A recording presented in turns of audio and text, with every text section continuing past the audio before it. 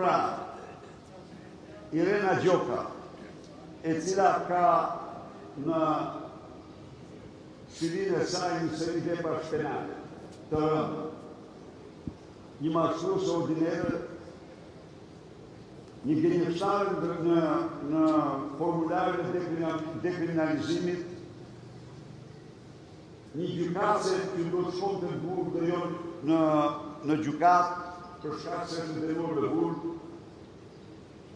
Ndjehet e fyr pse unë I bëj një pyetje publike. Nuk është kjo çështje se Irena dhe Dumani janë si Tenxheria dhe Kasati, Kapati.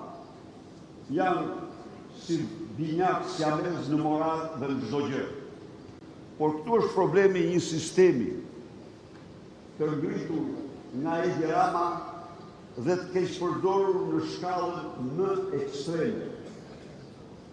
E kuptoni edhe një herë. Irena me 5 mbiemra, me dënime, me zbime, me mashtrime delinkuente.